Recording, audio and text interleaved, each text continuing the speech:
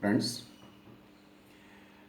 ఇప్పుడున్నటువంటి నోట్ల రద్దు కానీ ఈ విషయంలో ఇప్పుడు లేటెస్ట్గా ఏంటంటే చాలామంది కంగారు పడుతుంది, కానీ న్యూస్ ఛానల్స్లో కానీ హడావుడిగా ఉన్నది ఏంటంటే బంగారం. గవర్నమెంట్ బంగారం మీద పరిమితులు విధించింది కాబట్టి ఇవి ఆడపిల్లల మనోభావాల్ని దెబ్బతీస్తుంది, సాంప్రదాయాల మీద దెబ్బతీస్తుంది అని చాలా భయంగా, కంగారుగా న్యూస్ ఛానల్స్లో కానీ మీడియాలో కానీ ఇది ఒక పెద్ద డిస్కషన్ టాపిక్ లాగా అయిపోయింది. అయితే దీంట్లో కొంత మనం వివరాలు తెలుసుకుంటే మనకి ప్రశాంతంగా ఉంటుంది అనే ఒక ఉద్దేశంతో నేను కొంత మీతో పంచుకోదలుచుకున్నాను నా భావాల్ని. ఇప్పుడు గవర్నమెంట్ వాళ్ళు చెప్పిన దాని ప్రకారం ఏంటంటే పెళ్ళైన వాళ్ళైతే 500 గ్రాముల దాకా ఆడపిల్లకి ఉండొచ్చు, మగవాళ్ళు అయితే కనుక 100 గ్రాముల దాకా ఉండొచ్చు, అదే ఆడపిల్ల అయితే 250 గ్రాముల దాకా ఉండొచ్చు అని చెప్పారు. దానికి మనమేమి లెక్కలు చూపించక్కర్లేదు అన్నారు. సో ఒక చిన్న కుటుంబాన్ని తీసుకుందాం. సాధారణంగా ఇప్పుడు అన్ని కుటుంబాల్లో కూడా అమ్మ, నాన్న, చెల్లి లేదా అక్కయ్య, అలాగే తమ్ముడు లేదా అన్నయ్య, నలుగురు ఉంటారు. ఈ లెక్కలో చూసుకుంటే అమ్మకి పెళ్ళైపోయి ఉంటుంది కాబట్టి న్యాచురల్గా 500 గ్రాముల దాకా ఉండొచ్చు, నాన్నకి 100 ఉండొచ్చు అంటే 600 గ్రాములు, చెల్లికి లేదా అక్కయ్యకి 250 ఉండొచ్చు అంటే 850 గ్రాములు, తమ్ముడు లేదా అన్నయ్యకి 100 గ్రాములు ఉండొచ్చు అంటే సుమారుగా 950 గ్రాముల బంగారం దాకా మనం ఒక కుటుంబం కలిగి ఉండొచ్చు. కాబట్టి ఇప్పుడు మనం చూసుకోవాల్సింది ఏంటంటే మన ఇంట్లో ఉన్న బంగారం మొత్తం 950 గ్రాములు ఉందా అంటే సుమారు కేజీ బంగారం మనకు ఉందా లేదా. ఒకవేళ కేజీ కన్నా తక్కువ ఉందనుకోండి, అసలు మనం కంగారు పడాల్సిన అవసరమే లేదు, ఎవరికి లెక్క చూపాల్సిన అవసరం లేదు. కేజీ కన్నా ఎక్కువ ఉన్నట్లయితేనే అది ఎక్కడి నుంచి వచ్చింది దానికి బిల్లు చూపించమంటున్నారు. ఒకవేళ మన దగ్గర కేజీ కన్నా ఎక్కువ ఉంటే దానికి బిల్లు చూపిస్తే సరిపోతుంది, లేదా బిల్లు లేకపోతే దాని మీద కొంత ట్యాక్స్ కట్టమన్నారు. 1 కేజీ బంగారం ఉంటే సుమారుగా 3000 గ్రాముల చొప్పున వేసుకున్నా కానీ 1 కేజీ 30 లక్షల రూపాయలు అవుతుంది. సో ఒక కుటుంబం దగ్గర 30 లక్షల రూపాయల వర్త్ ఆఫ్ బంగారం ఉందా, మన దగ్గర ఉందా అంతా ఉన్నట్లయితే, ఖచ్చితంగా అంతకన్నా ఎక్కువ ఉన్నట్లయితే మనం ట్యాక్స్ కట్టాల్సిందే కదా, దాంట్లో మనం ఇబ్బంది పడాల్సిన అవసరం లేదు కదా. లేదు తక్కువ ఉందనుకోండి, అసలు ఇంకా మాత్రం ఇబ్బంది పడాల్సిన అవసరం ఏముంది, మనం ఎవరికి సమాధానం చెప్పాల్సిన అవసరం లేదు కదా. సరే, ఈ 950 గ్రాముల బంగారం వేసుమా, ఇందులో మనం చేసుకుంటే ఆర్టికల్స్లో స్టోన్స్ కూడా ఉంటాయి. ఫర్ ఎగ్జాంపుల్ రాళ్ల నెక్లెస్ చేసుకున్నాం అనుకోండి, అందులో రాళ్ళకి వెయిట్ ఉండదు కదా, బంగారం ఎంత శాతం ఉందో దాన్నే కౌంట్కి తీసుకుందాం మనం. అంతే తప్ప రాళ్లతో సహా కలిపి అది బంగారం కింద మనం కౌంట్ చేయాల్సిన అవసరం లేదు కదా. సో అసలు ఒక ఎగ్జాంపుల్ కోసం మన దగ్గర అసలు ఎన్ని వస్తువులు ఉండొచ్చు, ఏ వస్తువులు ఉండొచ్చు, ఈ వస్తువులు ఉన్నట్లయితే మనం ట్యాక్స్ కట్టాలా అక్కర్లేదా, లేదా ఎవరికైనా లెక్క చూపించాలా అక్కర్లేదా, ఇది మనం చూద్దాం. ఒక చిన్న కుటుంబం తీసుకుందాం. ఆ కుటుంబంలో ఇప్పుడే నేను ఎవరో బంగారం తయారు చేసే ఫ్రెండ్ ఉంటే సుమారుగా ఒక్కొక్క దానికి ఎంత అవుతుంది అని అతన్ని అడిగి తెలుసుకొని ఒక లెక్క వేసుకొని మీకు చెప్తున్నాను. ఒక 5 గ్రాములు 10 గ్రాములు అటు ఇటుగా ఉండొచ్చు. అయినా ఈ వస్తువులన్నీ మీ ఇంట్లో ఉన్నాయో లేదో ఒకసారి చెక్ చేసుకోండి. చెక్ చేసుకొని ఇవన్నీ ఉన్నట్లయితే ఎంత వస్తుందో కూడా మీకు లెక్క చెప్తాను. ఇప్పుడు ఆడపిల్లలకి గాజులు ఉంటాయి. గాజులు సుమారుగా గట్టి గాజులు చేయిస్తే 15 గ్రాములు పడుతుంది అన్నాడు. అంటే సుమారుగా ఒక 6 గాజులు వేసుకుందాం మనం. 6 గాజులు ఉంటే 6 × 15 90 గ్రాములు అయింది. అట్లాగే అంటే గాజులు అయిపోయింది. చైన్ బాగా మంచి లావు చైను గట్టిగా ఉండాలంటే ఎంత అని అడిగాను. 3 సవర్లు అయితే సరిపోతుంది అన్నాడు. అంటే 3 సవర్లు అంటే 24 గ్రాములు. అలాంటివి మన దగ్గర 4 చైన్లు ఉందనుకున్నాం. సో ఈ 4 చైన్లు × 24 సుమారుగా 96 గ్రాములు వచ్చింది. సో గాజులు 90 గ్రాములు, 4 చైన్లు 90 గ్రాములు. అట్లాగే మరి ఆడపిల్ల ఉంది కదండి, మాకు వంకీలు ఉంటాయి కదా ఆడపిల్లకి, ఈ వంకీలు ఎంత పడుతుంది అని అడిగాను. ఒక్కొక్క వంకి 30 గ్రాముల దాకా పడుతుంది అన్నాడు.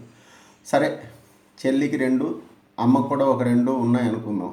మొత్తం 4 వంకీలు కలిపితే 4 30 120 గ్రాములు అయింది. వంకీలే కాదండి, ఈ పాపిడి బిళ్ళలు ఉంటాయి కదా, ఈ పాపిడి బిళ్ళలు అంటే సరే అమ్మకు ఒక పాపిడి బిళ్ళ, చెల్లికి ఒక పాపిడి బిళ్ళ, 2 కలిపితే ఒక్కొక్క పాపిడి బిళ్ళ 10 గ్రాములు లెక్కేసుకుంటే 2 × 10 అది ఒక 20 గ్రాములు అయింది. ఆ తర్వాత ఈ ఇయర్ రింగ్స్ ఉన్నాయి. ఇయర్ రింగ్స్ ఎన్ని ఉండాలండి అంటే మరి అమ్మకొక 2, చెల్లికొక 2 అట్లాంటివి ఒక 2 జతలు ఉన్నాయి అనుకుందాం సుమారుగా. అంటే 8 కమ్మలు ఉన్నట్లయితే ఏవి కేవలం బంగారంతో చేసినవి సుమా, నేను చెప్తుంది రాళ్లతోవి కాదు, బాగా లావువి చెవులు జారిపోయేంతవి చేయాలి అంటే ఎంతంటే ఒక్కొక్క కమ్మకి సుమారుగా 6 గ్రాముల నుంచి 8 గ్రాములు అన్నాడు. అవి 8 ఆరులు 48 గ్రాములు అది పట్టింది.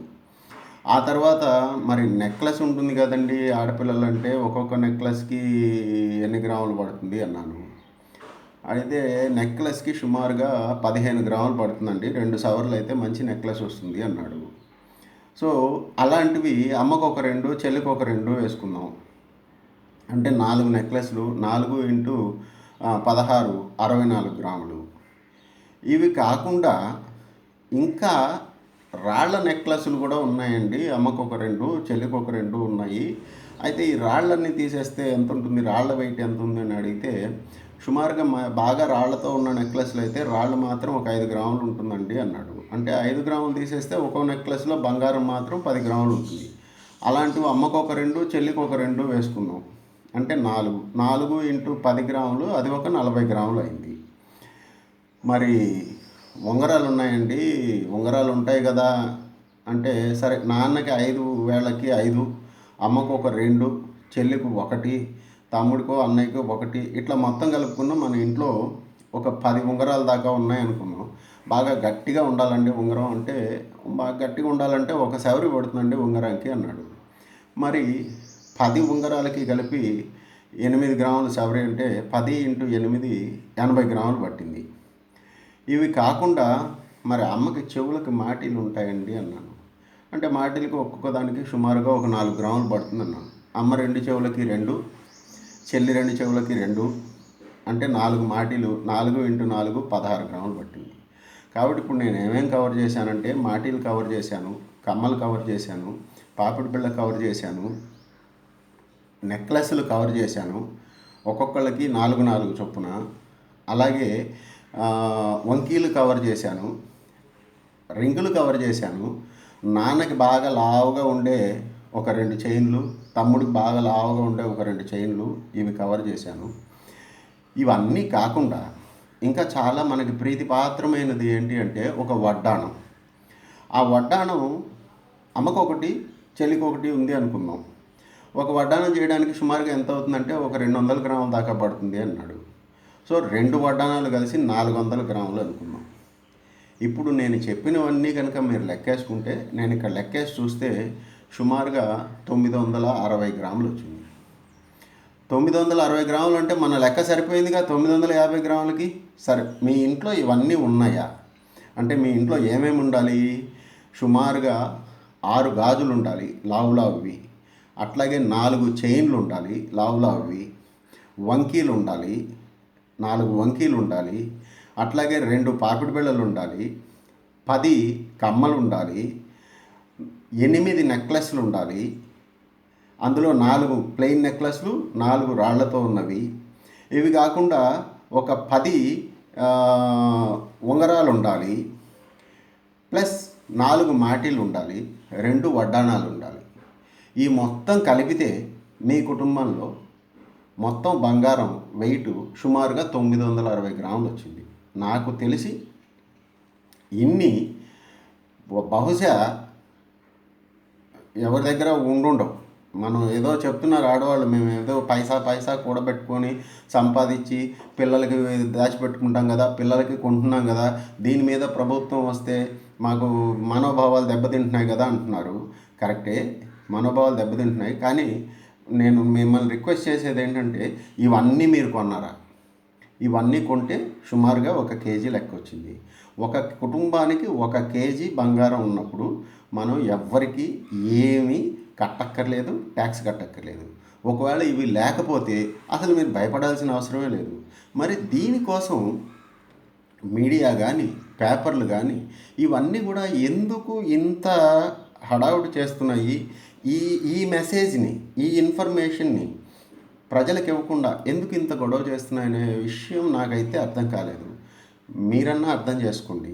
ఇవి కాకుండా మీ దగ్గర బిస్కెట్ ఉంటే మాత్రం ఖచ్చితంగా 30 లక్షల కన్నా ఎక్కువ వస్తుంది కాబట్టి బంగారం రూపేణా ఒక భారతీయ సగటు పౌరుడిగా మనం లెక్క చెప్పాల్సిన అవసరం ఉంది. అయితే ప్రభుత్వానికి నేను చేసే సూచన ఏంటంటే, చివరగా మీరు రాజకీయ నాయకులని, అధికారులని దాటుకున్న తర్వాత ప్రజల దగ్గరికి రావాలి. కాబట్టి మీరు ఏ నిర్ణయాన్ని, ఈ నల్ల డబ్బుకు సంబంధించి కానీ, బంగారంకి సంబంధించిన కానీ ఏ నిర్ణయం కానీ మీరు ఇంట్రడ్యూస్ చేసినట్లయితే మొట్టమొదటగా మీరు ఆచరించండి. మీరు ఒక ఎగ్జాంపుల్గా నిలవండి. కాబట్టి ఇప్పుడు మీరు చేయాల్సిన పని ఏంటంటే, ప్రభుత్వానికి నా విజ్ఞప్తి, మొత్తం ఉన్నటువంటి ఐఏఎస్ ఆఫీసర్స్ కానీ, ఐపీఎస్ కానీ, ఐఆర్ఎస్ కానీ, ఐఎఫ్ఎస్ కానీ, ఈ అధికారులు మొత్తం, అలాగే ఎమ్మెల్యేలు, ఎంపీలు, MLCs plus all directors, nominated members, board members మొత్తం కలిపినా కానీ ఒక 10,000 మంది కన్నా ఉండరు. వీళ్ళని డిసెంబర్ 15వ తారీఖు లోపల, 20వ తారీఖు లోపల వాళ్ళ దగ్గర ఉన్నటువంటి బంగారాన్ని డిక్లేర్ చేసి దాని మీద పన్ను కట్టి, ఎక్కువ ఉన్నట్లయితే పన్ను కట్టమని చెప్పండి. వాళ్ళ మీద మీరు చెక్ చేయండి. ఆ తర్వాత ప్రజల్లో ఖచ్చితంగా విశ్వాసం వస్తుంది. ప్రతి ఒక్కళ్ళు డిక్లేర్ చేస్తారు. కాబట్టి ప్రజలారా, మీరు భయపడద్దు. మన ఎవరి దగ్గర ఖచ్చితంగా కేజీ కన్నా ఉండదు. కాబట్టి మనం ఏమి భయపడి ఎంతో ఇదవ్వాల్సిన అవసరం లేదు. అలాగే మనందరం ఇప్పుడు చెప్పాల్సింది ప్రభుత్వానికి ఏంటంటే, మొట్టమొదటిగా వాళ్ళని ఒక ఎగ్జాంపుల్గా నిలవాలి. కాబట్టి మొట్టమొదటిగా డిక్లరేషన్ అనేది, ఓపెన్ డిక్లరేషన్ అనేది ప్రజలందరికీ తెలిసేట్లుగా ఈ అధికారులు, రాజకీయ నాయకులు చేసి, అది ప్రతిపక్షం కానివ్వండి, పాలకపక్షం కానివ్వండి, ప్రతి ఒక్కళ్ళు చేసి ప్రజలకి వాళ్ళు ఒక ఎగ్జాంపుల్గా నిలిచినప్పుడు వాళ్ళ మీద ఖచ్చితంగా గౌరవం పెరుగుతుంది. వాళ్ళు తీసుకున్న నిర్ణయాలని మనం చాలా హృదయపూర్వకంగా స్వాగతించే అవకాశం ఉంటుంది. కాబట్టి మోడీ గారికి నేను చెప్పేది ఏంటంటే, మీరు చాలా ఖచ్చితంగా ప్రజల మీద ఈ రూల్స్ని మీరు ప్రయోగిస్తున్నారు. దానికి స్వాగతం. మేమందరం కూడా నల్ల డబ్బు పోవాలని అనుకుంటున్నాం. కానీ ఇదే ఖచ్చితత్వాన్ని ముందర అధికారుల మీద ప్రయోగించండి. మీరు జైట్లీ గారిని ఫస్ట్ డిక్లేర్ చేయమనండి. పార్లమెంట్లో డిక్లేర్ చేసి, జైట్లీ గారు, నా దగ్గర ఇంత బంగారం ఉంది, నేను ఇంత ట్యాక్స్ కట్టానని చెప్పినప్పుడు దేశం మొత్తం కూడా మీ వెనకాలే ఉంటుంది. ఇది మీరు గమనించండి, దయచేసి చెయ్యండి. మా అందరికీ మీ వెనకాల నుంచోవాలనేటటువంటి ఒక తపన ఉంది. ఈ దేశాన్ని బాగు చేయాలనే తపన మీకెంతుందో ప్రతి పౌరుడికి కూడా అంతుంది. కాబట్టి ముందర మీరు ఒక ఎగ్జాంపుల్గా నిలవాలి అనేది నా కోరిక. Thank you very much.